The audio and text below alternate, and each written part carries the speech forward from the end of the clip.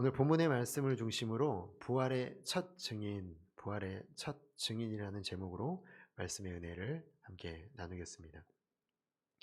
오늘 본문의 말씀을 보면은 이제 20장은 마리아가 주님을 만나는 이 내용, 그리고 이 부활의 증인으로 만나게 되는 이 내용이 20장에 나와 있음을 보게 됩니다.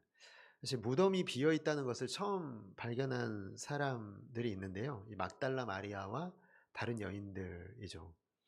아마도 그 밤에 이 안식 후 첫날 그 밤을 새벽에 뜬 눈으로 지새우고 무덤에 도착하려고 아마도 이제 출발을 했을 것입니다. 그런데 이제 가는 도중에 드는 생각이, 어떤 걱정이 있었냐면, 이 그 당시에는 이제 이 유대인들의 무덤에는 돌을 막아 놨거든요. 큰 돌이, 이 여자들이 굴릴 수 없는 큰 돌로 막아 놨기 때문에 '아, 우리가 이 돌을 옮길 수 있을까? 혹시 누가 우리를 도와서 돌을 옮겨 줄 수 있을까?' 이런 걱정과 염려를 가지고 달려가게 되었습니다. 그런데 도착해 보니까 어떤 일이 일어났냐면, 돌이 이미 굴려져 있는 것이죠.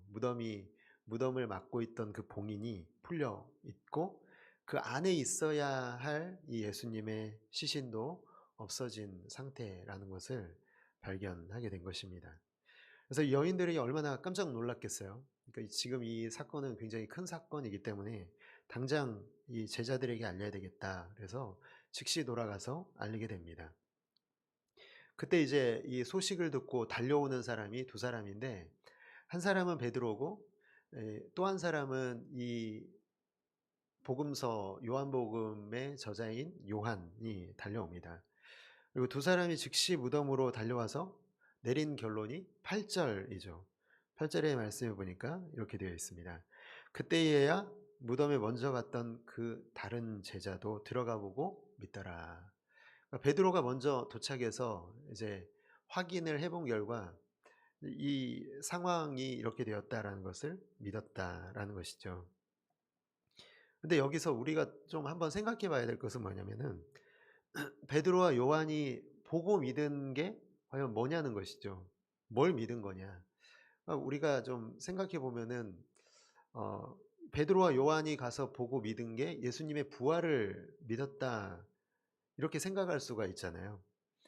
그런데 여기 6 절과 7 절의 말씀을 보면은요, 수의로 사용되었던 이 세마포, 머리를 쌌던 수건이 그 상태 그대로 놓여 있었다라는 것입니다.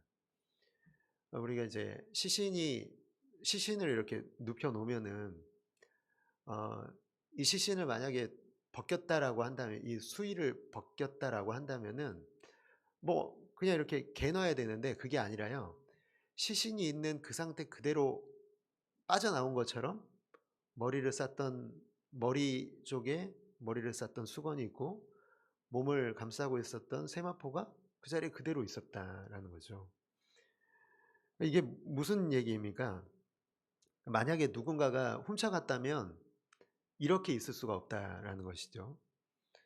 만약에 누군가가 도둑이 와서 가지고 갔다면 이 값비싼 이 세마포를 그냥 두고 갈 리도 없잖아요. 그러니까 지금 이 내용은 부활의 강력한 증거라는 것을 이 요한은 지금 여기서 보여주고 있는 것입니다. 그래서 마치 이 상태를 보면, 이 8 절의 말씀을 보면은 베드로와 요한은 그 사실을 확인을 하고, 세마포와 머리를 쌌던 수건이 그 자리에 그대로 있는 걸 보니까, 이건 뭐 시신을 훔쳐간 것도 아니고 어 지금 이건 주님의 부활일 수밖에 없구나라고 생각을 하고 있는 것처럼 보입니다. 그걸 믿은 것처럼 보이죠. 그러나 요한은요, 그렇지 않다라는 것을 9 절에서 바로 확인시켜 주고 있거든요. 9 절의 말씀에 어떻게 되어 있습니까? 그들은 성경에 그가 죽은 자 가운데서 다시 살아나야 하리라 하신 말씀을 아직 알지 못하더라, 이렇게 되어 있습니다. 그러니까 부활을, 이 베드로와 요한은 직접 요한이 직접 이렇게 밝히고 있는 거예요. 우리는 이것이 부활이라는 것을 상상조차 못했습니다. 이런 뜻으로 구절을 기록해 놓고 있다라는 것이죠. 그러면 마치 이 시체가 그 상태 그대로 빠져나간 이 부활의 강력한 증거인 이 생생한 현장을 보여주고 있는 것은요. 왜 그렇게 기록을 하고 있는 것이죠? 부활을 믿은 게 아니라면 왜 여기서 그런 내용을 기록하고 있냐? 그것은 뭐냐면요.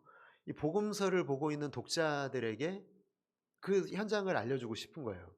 부활은 정말 사실로 일어난 것이다라는 것을 이 복음서를 읽는 독자들에게 그 사실을 전해주고 싶어서 이 8절 그리고 그 이전에 이 세마포, 머리를 쌌던 수건 이런 것들을 보여주는 장치일 뿐입니다.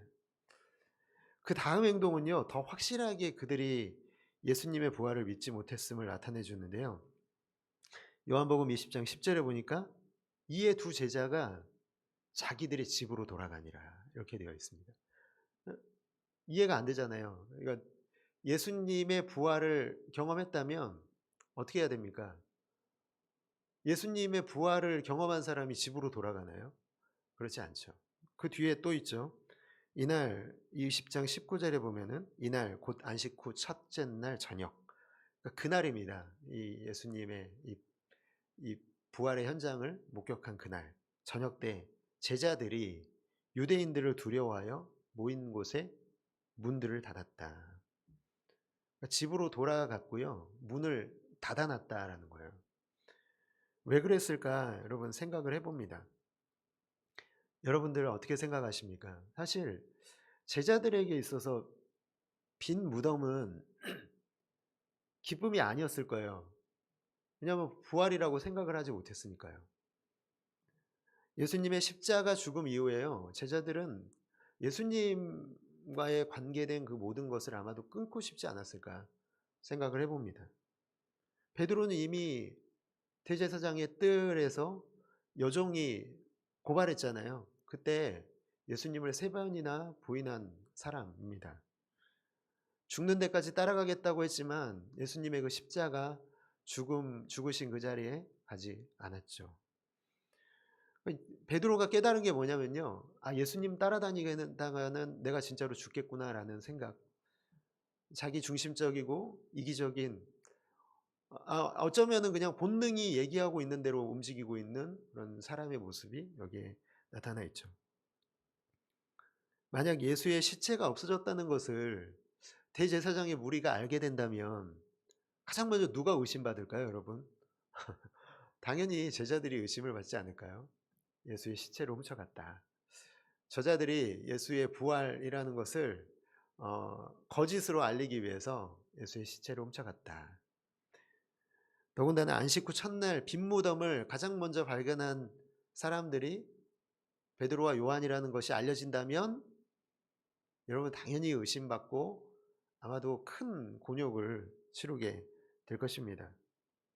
잡혀가서 죽을지도 모를 그 위기의 순간이었기 때문에 어쩌면 그들은 올 때보다 더 빠르게 달려가서 집으로 숨지 않았을까 생각을 해보게 됩니다. 빈 무덤은요, 이미 부활의 기쁨과 영광이 가득했는데요. 제자들은 그 영광이 아니라 두려움에 사로잡혀서 그 자리를 떠나고 있는 모습을 요한은 자세히 기록하고 있는 거예요. 우리의 불신앙이 이렇습니다 라는 것을 알려주고 있습니다. 근데 요한이 주목하고 있는 사람이 있다라는 거예요. 오늘 우리가 읽은 본문은요, 한 사람에게 집중하고 있거든요. 오직 그 사람 얘기만 하고 있습니다. 누구죠? 막달라 마리아입니다. 막달라 마리아는 남았다라는 거예요. 여러분 지금 이 심각한 상황을 막달라 마리아가 모를 리가 없잖아요. 지금 이 돌아가는 상황을 보면은요, 어쩌면 지금 이 상황에서 빈 무덤에 머물러 있다? 그러면 여러분 의심받기 딱 좋은 상황이잖아요. 죽을 수도 있잖아요, 잡혀가서. 그런데요, 막달라 마리아는 어떻게 합니까? 시체로 훔쳐갔다는 죄를 뒤집어쓰고 죽을 수도 있지만 누가 자기 생명을 노리고 있든지 아랑곳하지 않고요, 주님만을 찾고 있는 모습을 보여주고 있다라는 거예요. 여러분 마리아의 이러한 모습은요, 어떻게든 죽은 예수님과의 관계는 끊으려고 하는 제자들과 너무 다르잖아요. 무엇이 이토록 다른 결과를 만들어내고 있는 것일까요? 여러분 그것은 막달라 마리아가 가지고 있었던 것은요, 무엇이냐면 주님을 향한 사랑입니다. 자기에게 새 생명을 주신 그 예수님을 죽어서도 끊을 수가 없는 거예요. 예수님은 죽었지만 예수님을 향한 그 사랑은요, 그녀의 죽음의 위기 앞에서도요, 주님을 향한 사랑으로 계속해서 나아가고 있다라는 거예요. 여러분, 마리아가 주님의 부활을 믿었다는 게 아니라요, 그녀는 분명히 주님의 부활을 믿지 못했습니다. 왜냐하면 그녀는 여전히 예수님의 시체를 죽은 자들 가운데서 찾고 있었다는 것이죠. 부활의 주님을 알지는 못해도, 그러나 죽은 주님이라도 만나고 싶은 이 마리아의 사랑이 여기에 나타나 있습니다.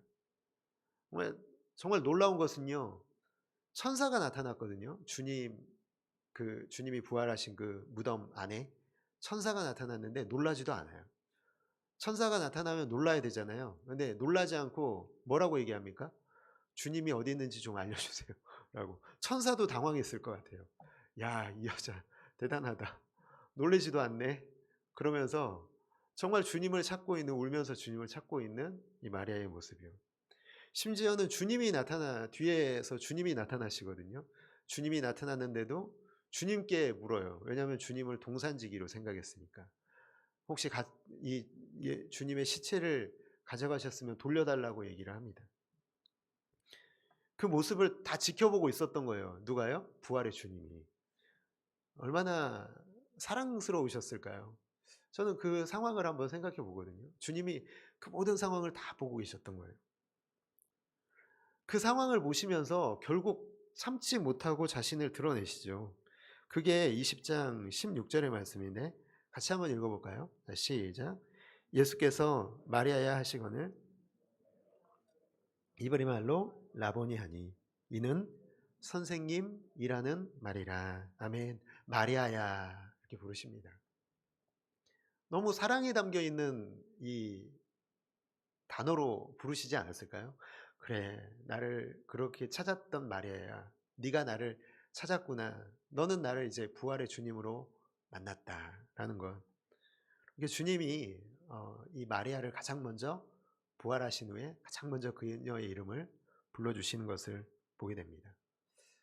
여러분, 누가 주님을 가장 먼저 만났냐면요, 주님을 가장 사랑하는 사람이 주님을 만났다라는 사실에 우리는 주목해 봐야 될 것입니다. 우리는 부활이라는 것을, 빈 무덤이 부활의 강력한 증거라는 것을 지식적으로는 알잖아요. 그러나 그것보다 더 중요한 것은요, 주님을 우리가 사랑하고 있느냐는 거예요. 부활을 지식으로 알고 있는 게 중요한 게 아니라요, 주님을 사랑하고 있느냐가 부활을 믿게 하는 증거가 될 것이라는 겁니다. 여러분, 오늘 우리의 모습은 어떻습니까?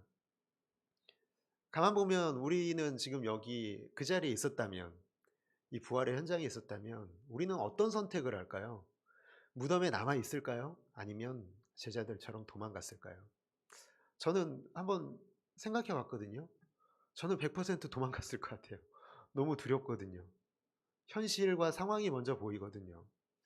정말 이기적인 이 신앙일 수밖에 없는 저의 모습이 눈에 그냥 선명하게 보였습니다. 그러나 마음으로 원하는 것은 뭐였냐면요, 마리아처럼 그 자리에 있기를 원했습니다. 여러분, 우리 모두의 마음 아닙니까? 마리아의 마음으로, 주님을 사랑하는 마음으로 죽음 앞에서도 두려워하지 않고 주님을 찾는 것이요. 여러분, 우리는 예수님을 통해서 우리의 이익이 될 때만 움직이고 있지는 않은지 생각해 보게 됩니다. 예수님을 믿는다는 것 때문에 우리의 생명이 위기에 처하고 우리의 삶의 현장이 우리의 이익을 뺏어가는 그런 상황 속에서도 주님을 믿을 수 있는가에 대해서 오늘 우리에게 심각하게 이 질문을 던지고 있는 것 같아요. 그때에 우리가 정말로 주님을 얼마나 사랑하고 있는지가 드러나게 되지 않을까. 여러분, 만약에 우리가 그렇게 주님을 생각하고 살아간다면 그 속에 없는 게 있는데, 그게 뭐냐면 주님을 향한 사랑이 없는 거예요. 주님을 향한 사랑이 있다면 그 자리를 지킬 것입니다. 아무리 주님 때문에 내가 핍박을 받고 고난을 받아도요, 그 자리를 지킬 것이고 주님이 우리의 이름을 부르시는 것을 듣게 될 줄로 믿습니다. 오늘 우리가 함께 이 시간 오늘 하루를 이렇게 시작했으면 좋겠습니다. 어떤 상황 속에서도 부활의 주님을 사랑하는 사람이 되게 하여 주옵소서. 주님이 내 이름을 부르시는 친밀한 관계가 되기를 소원합니다. 이 시간 성령께 이렇게 간구함으로 마리아처럼 부활하신 주님과의 영광스러운 만남으로 충만한 기쁨을 누리게 되시는 아름답고 귀한 새벽 가족들 모두가 되시기를 주님의 이름으로 축복합니다. 들은 말씀이